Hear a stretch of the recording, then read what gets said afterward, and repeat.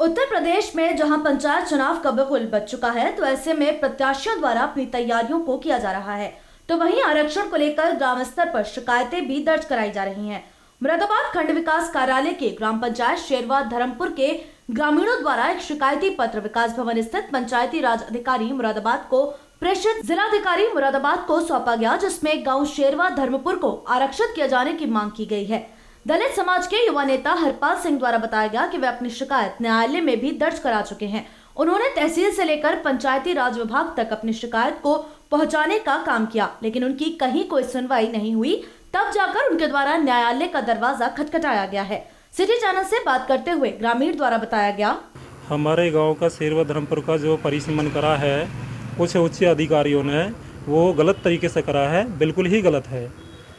ऐसी में सन 2000 में सीट रही थी हमारे गांव की, 2005 में सामान्य में रही, 2010 में ओबीसी में रही, 2015 में फिर से सामान्य में कर दी गई, जबकि 2015 में एससी में आनी चाहिए थी। 2021 में फिर से भी अब की बार एससी में आने की पूरी उम्मीद थी सभी ग्रामवासियों को, लेकिन इस बार भी ओबीसी में सीट आ गई है।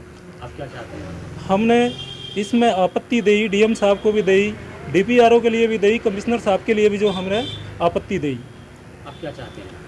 रजिस्ट्री भी करी और इसके लिए हमने यही उम्मीद लगाई कि जिससे क्या दलित समाज के लिए उनका अधिकार मिल सके, लेकिन ऐसा बिल्कुल भी उम्मीद नहीं लग रही है कि जो क्या हमें और हम चाहते हैं कि इसमें सीट एससी में आए गाँव की, क्योंकि हमारा अधिकार है, इसीलिए हम मांग रहे हैं। हमने डीएम साहब से भी मांग करी है, डीपीआरओ साहब से भी मांग करी है, लेकिन कोई भी हमें ऐसा नहीं लग रहा है कि जो हमारी सुन सके।